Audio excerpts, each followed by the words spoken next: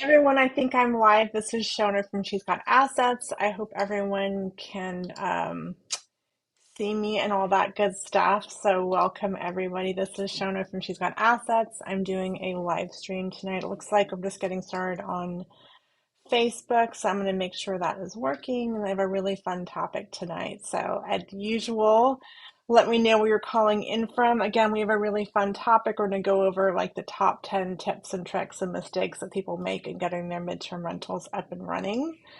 So it will be a fun topic. Definitely stay tuned for Q&A at the end. Again, I super appreciate any comments or feedback. It really helps me know that what I'm talking about is resonating and that you're watching and listening and hopefully learning some good tips. All right, so we're going to get started. I'm just going to arrange a couple of things. In the meantime, welcome to the She's Got Assets live stream. Really excited to do this, and I have a fun presentation tonight all about tips and tricks. So, again, if you're here, let me know. Hey, Richard from Portland. Awesome. Richard's a student. He's in the midst of painting his midterm. I'm super excited. I can't wait to start sending him leads for insurance. So cool. Okay, here we go. All right, I'm going to start sharing my screen. Make sure everything up. Thanks for your patience. Had a little technical glitches today. I think the kids are home from school and using all the bandwidth, so talk to them about that. 1 second. All right, so I'm going to share my screen. If you don't see me for any reason, just like let me know. Let's see. Let me go to present mode, share screen.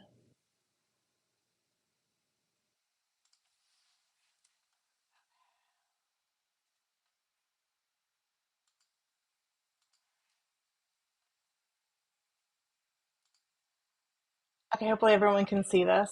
Okay, if not, let me know. Okay, so here we go. Again, welcome to She's Got Assets live stream. If you're here, let me know where you're calling in from and definitely post questions as I'm going. I will do my best to monitor that as I'm going through this. Hey, Diana. The topic tonight is how to get your midterm rental booked and the top 10 mistakes to avoid. So hopefully it's valuable. Thank you for calling in.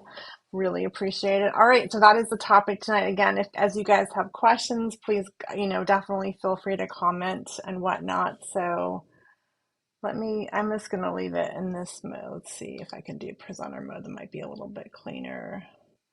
Present. Okay. Okay. Actually, I'm going to leave it in this one. Okay, so how to get your midterm rental book, top 10 mistakes to avoid. All right. So a little bit about me. If you don't know me, I'm Shona. I'm the founder of She's Got Assets. Just a little background for anyone maybe new getting started in real estate. Hopefully this inspires you. I like to say I was raised by capitalist hippies. Growing up, I helped my family run the vacation rental business. Mind you, this was like way back when, pre-Airbnb, answering machines, paper calendars. Um, I live in Oregon now. I'm originally from California, and I never ever thought I'd be in real estate. It was very expensive and seemed very, just unattainable. And then way back in 2005, I house hacked my way into real estate. It was called having a roommate back then, but that's how I got into it. And I've been like a long time landlord since 2006, so a long, long time, newer to midterms, but I've been doing them for a long time too. And I used to be really private that I was a landlord because it's definitely a bit heated. It's a little bit spicy, right? I'm a good landlord, but now I'm very upfront about it. And I really enjoy providing quality housing, for midterm rentals and long term. Prior to being full time in real estate, I was the co founder of an agency. I've been an entrepreneur pretty much my whole career. As someone once put it, I'm an outside cat. Then a couple of years ago, we've always been, part-time investors. I took a course and I became a full-time real estate investor. And I'm kind of a serial entrepreneur. I'm the founder of She's Got Assets. I have a podcast called She's Got Assets. Please like and subscribe to that or follow that. Really appreciate it. It kind of helps me get found. I'm also an author of a couple courses, the REA playbook and the MTR playbook. And then we run Cedar and Porch Properties is our rental business, and I also buy houses off market by fixtures under Shona Buys Houses. So I live in Portland, Oregon with my family. We own a mix of long-term and midterm rentals. On a personal note, I love good coffee, baking, design, treasure hunting, especially for midterm rentals. And I'm obsessed with all things real estate, of course. So that's a little bit about me. And then we're going to dive into the topic. Yeah, again, if you're joining, just let me know where you're calling in from and as you have questions as we go. All right, so this is a quick little overview. I do have a course all about how to fully book your midterm rental. We cover everything from setup to advertising to operations. I try and put out as much free content as I can, but there's like only so much I can do, and it really, it's, having a coach, in my experience, is really helpful, and I really love working with students and getting them fully booked and off the ground. So a little more about that later, but these are the top mistakes slash tips, right? Aren't these are like the cutest little group of animals here. So I think a lot of people are really afraid of pets. It's understandable. They pee on carpets, they poop in yards, right? They can do damage, but if you are not pet friendly, you're really losing out in about half your audience. So in my opinion, like, do what feels right, but there are ways to protect yourself with pet addendums, proper screening.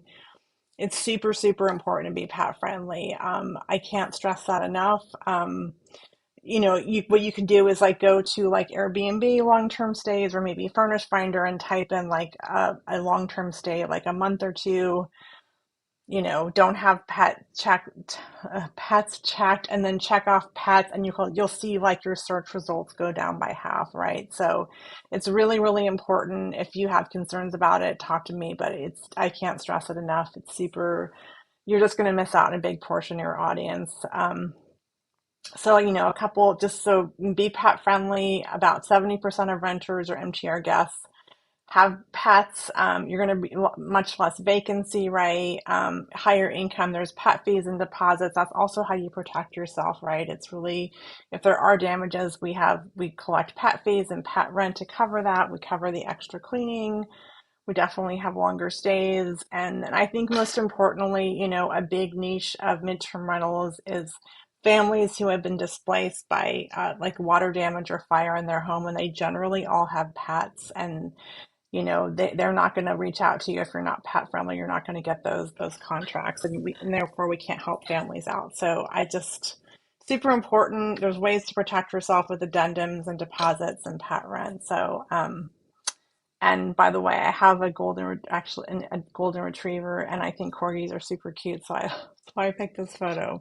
But anyway, just be pet friendly. That's like my number one tip. I know there's some people are on the fence, but I hope I convinced you, or let me know what you think of that. I'm curious if anyone can chime in. Like, are you pet friendly if you have a midterm?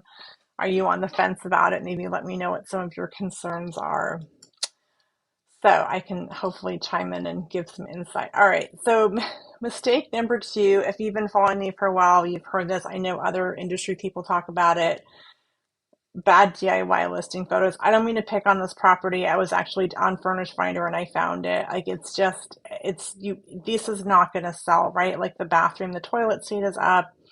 There's no shower curtain. It's clearly a nice property, right? It has a hot tub, it has a garden area, but it's like this photo is upside down. It looks like a decently modern kitchen, but this speaks to the quality of the listing, the level of thought and the level of detail and the level ultimately of, the experience that a guest would have. And we're in the hospitality business. So please do not take your own photos unless you're a really decent photographer or you have a friend, even though our phones are really smart. I say this all the time and I feel like a broken record. So if someone's heard me say it, I know I always say it, but it's really surprising. Like, just, you're not doing yourself any justice. In my market in Portland, Oregon, it's pretty affordable. It's about like $225, I would say, for up to like maybe a 3,000 square foot home. So, and it's really a one-time fee, and it's going to make you so much more money and get more bookings. So please don't skip that. So again, the lighting is bad. The photos are upside down. They're kind of grainy. The angles are really odd. That's a thing. And, you want to hire a real estate photographer because they really know how to showcase properties. They're very familiar with that. So yeah, just to really emphasize, get pro photos. ideally a real estate photographer. There's a lot of national companies, which I've kind of dabbled in, but I think having someone local that is a referral, like go to a local real estate group, ask maybe an agent that's a friend, because it is just so important. So just really want to emphasize that. These are like some examples of professional photos. You kind of want to stage it right, take away all the clutter, make sure it's nicely lit. They can do a lot of that in post production, but just really be thoughtful. Be there when the photographer's there, kind of fuss around, make sure your rental is ready. Again, clear the clutter. This is another example of, a professional photo. So yeah, just I really can't emphasize that enough. If anyone, has questions, but please don't skimp on photography. Again, pro photos, this is a recent photo shoot I did, right? It just really shows the space nicely. The lighting is really nice. Really is going to make the listing stand out. Okay. So I think I made my point on professional photography.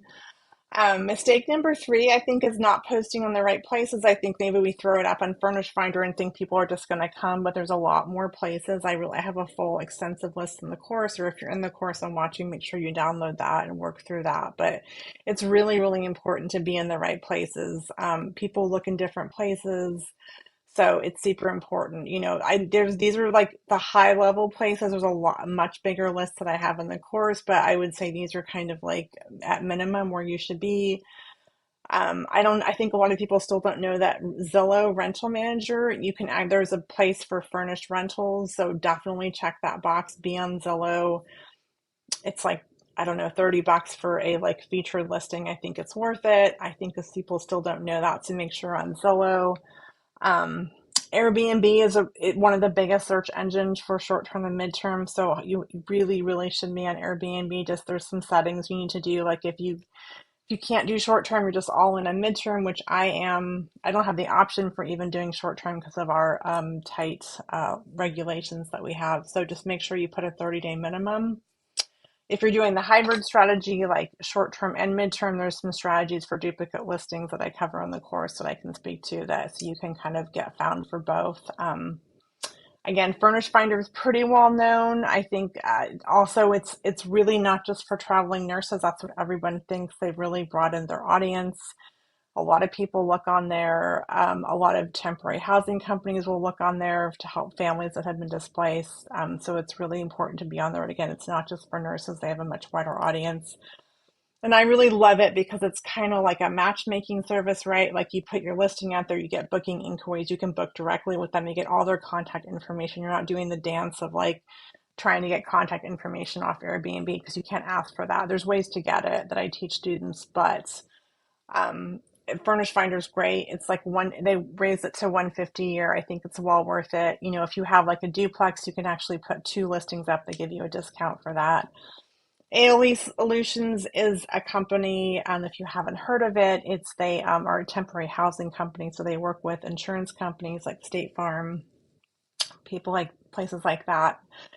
Farmers insurance, when a family has a disaster, they're going to file a claim, they're put up in a hotel, and then that insurance company partners with a company like ALE Solutions. So you can actually get into their database, which is great, but they're also looking on these other sites. So there's multiple places where you want to be to really get found. I'm just going to check the questions. All right, so please ask questions as I go. So just advertise everywhere. It's super important. It takes some work, that once you have your listings up, that's the bulk of it.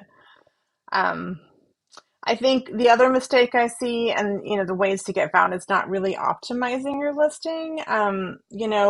So there's ways to do that I cover in the course that are pretty specific, right? But we really want to, there's certain keywords that we want to really emphasize, right? Like some of the big ones are being pet friendly, because again, because a lot of, landlords are not pet friendly. That we offer flexible lease terms, right? That's the midterm space. Like it's anywhere from 30 days to 3 months to 6 months, right? And we're very flexible on that. We really want to kind of emphasize that, right? And the fact that we partner with insurance and relocation companies to house, policyholders that are having their homes rehabbed. So it's really important that we're emphasizing these kind of keywords. If anyone's familiar with SEO, it's a similar concept, right? And I have people call me and they like, I had a call yesterday and this family's been displaced and they're having remediation done and they were like, oh my gosh, we saw your listing. It was so nice to know you understand where we're coming from. They were like so grateful because I was kind of speaking their language, saying that, we understand how this process works. So it's just really important to do that. And I have kind of an example here. So you can, in the course, I have this exact download, but it's really important just to stress how, all these kind of particular phrases and what people are looking for and how they're searching for. I mean, you can even go to like ALE and see how they're framing their services and borrow copy from that, if that makes sense. So that's really important. Will help you get found. Mistake number 5. I think that we want to be thoughtful from our listing, but I think taking too long, maybe waiting for furnishing, waiting for everything to be perfect, you're going to lose money. You want to be prepared, right? And leads will come in. Sometimes they're like ASAP, especially for insurance claims, displaced families. That generally the paperwork could be a week or two, right? So they're not going to move in the next day. There's also an application process. So I think moving quickly is really important because we don't want to lose potential bookings. Why do you want to market as soon as possible? You want to generate attention and exposure. You want to gauge the interest. Sometimes you're kind of checking prices. And again, the sooner we get it rented, the sooner we're going to have, cash flow, which is why we're doing this. This is an example of waiting to advertise till you're all set up, right? Like I teach students how to do this without even being furnished yet. So the first month you're not getting any rent. And then the second month, maybe you collect your first month's rent, $7K, that's awesome. But if you did this pre-marketing strategy that I teach in the course, right, you're collecting rent your first month because you got your listing online, the second month, and you get a total of $14K, which is awesome, right? That really helps you recoup your furnishing costs and any rehab costs, and it's just a great feeling to get booked.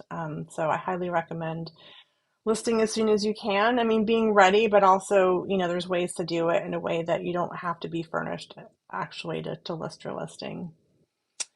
So mistake number 6 is kind of seems obvious, but kind of calendar stewardship's really, really, really important.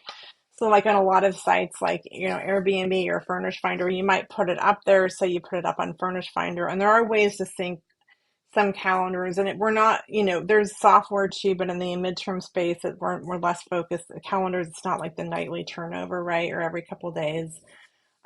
So you really want to make sure that your calendars are current, like on Furnish Finder. That I think they'll keep it up to date for like about a week, but after that, they're not going to you're not going to show up in results if your calendar is not current. Because from the perspective of like the listing site, they want to serve up listings that are highly relevant, that are available. And if your calendar is like out of date by 2 weeks, your not listing will not get shown. So you might be like, why am I not getting bookings? Well, it's because your calendar isn't current. So that's really simple, but really important.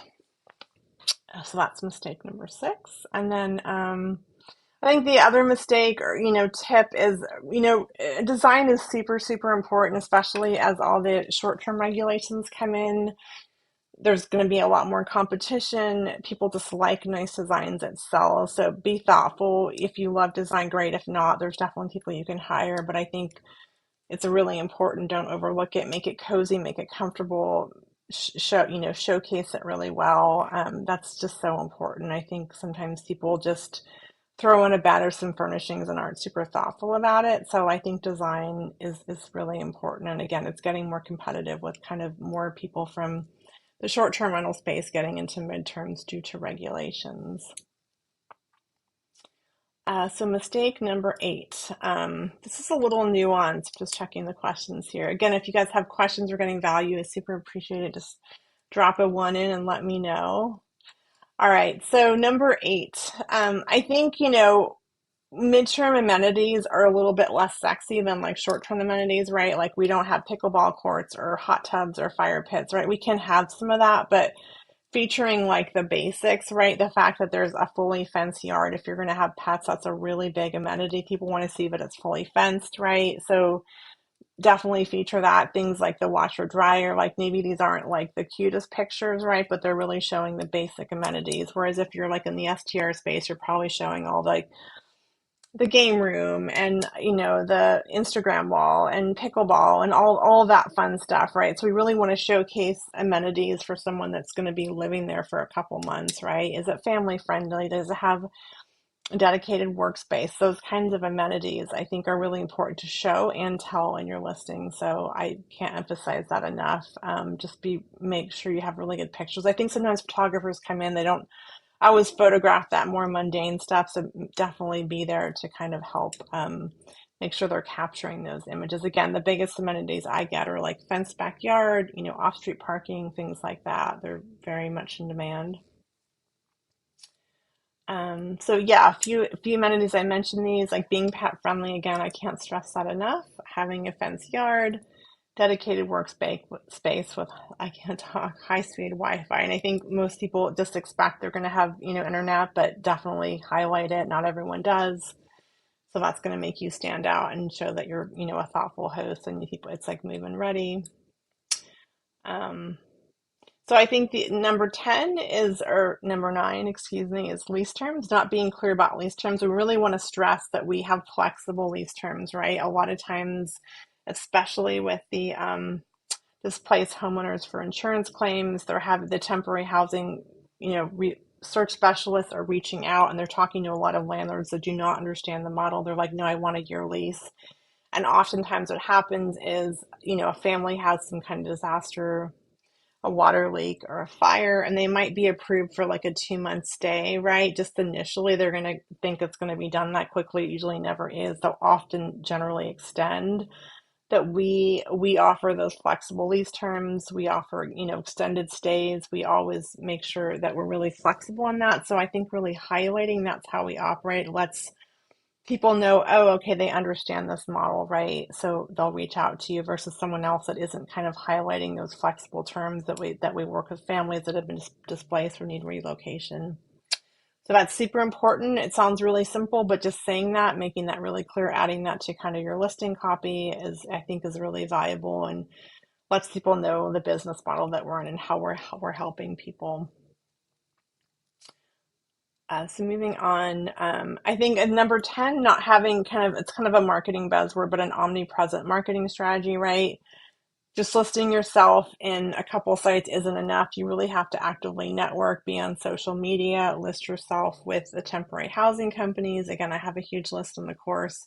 ALE Solutions is one of the most well-known, but there's a lot of ways to market. Don't just kind of set it and forget it. You really need to be proactive, I believe. Start building up your local network, talk about what you're doing, share what you're doing, share when you have openings, network with temporary housing companies and just be a resource. And that will help you grow your business. So those are the top tips. I'm just checking the questions. I don't see anything else.